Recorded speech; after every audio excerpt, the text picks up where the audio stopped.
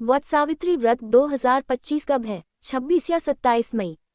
वट सावित्री व्रत हिंदू संस्कृति में विवाहित महिलाओं के लिए अत्यंत पवित्र व्रत माना जाता है।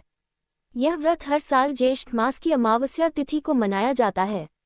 वर्ष 2025 में यह विशेष दिन दो तिथियों पर पड़ रहा है, 26 मई सोमवार और 27 मई मंगलवार। ऐसे में व्रत रखने को लेकर महिलाओं में संशय है। ज्योतिषीय गणनाओं के अनुसार अमावस्या तिथि प्रारंभ 26 मई 2025 को दोपहर 3:24 बजे। अमावस्या तिथि समाप्त 27 मई 2025 को दोपहर 5:44 बजे तक। इस प्रकार अमावस्या का उदया तिथि सूर्योदय के समय जो तिथि हो 27 मई 2025 को है। अतः शास्त्रों के अनुसार वट सावित्री व्रत 27 मई 2025 मंगलवार को रखा जाएगा, क्योंकि पूजा एवं व्रत के लिए उदया तिथि ही मान्य होती है। वट सावित्री व्रत का महत्व। वट सावित्री व्रत का संबंध पौराणिक कथा सावित्री सत्यवान से जुड़ा है। इस दिन महिलाएं अपने पति की लंबी उम्र, स्वास्थ्य और सुख समृद्धि की कामना करती हैं। सावित्री ने अपने दृढ़ संकल्प, तप और बुद्धिमानी से यमराज से अपने पति सत्यवान को मृत्यु से वापस पाया था।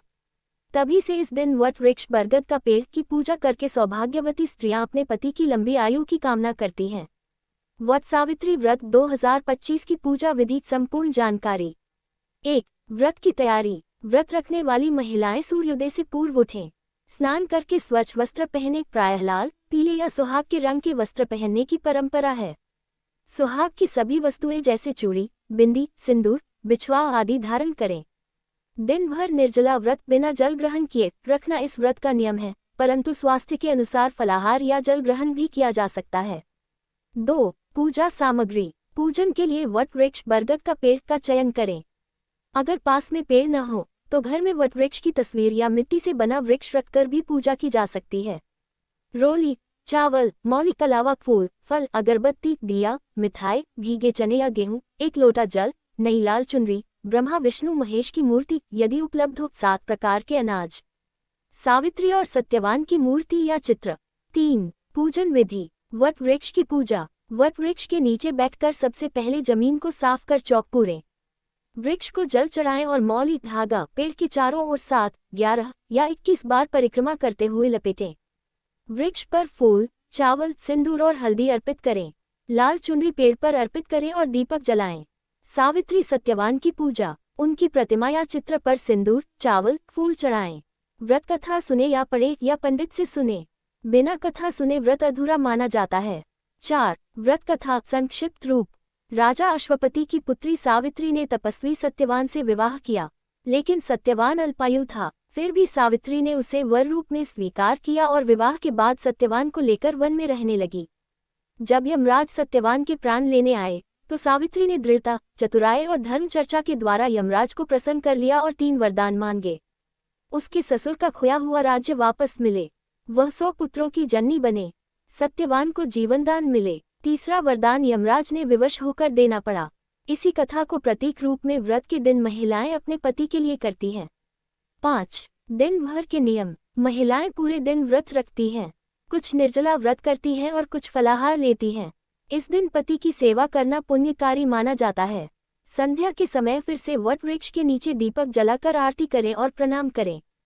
6. पूजन के बाद। व्रत कथा सुनने के बाद ब्राह्मण या सुहागिन स्त्रियों को भोजन करवाकर दक्षिणा दें।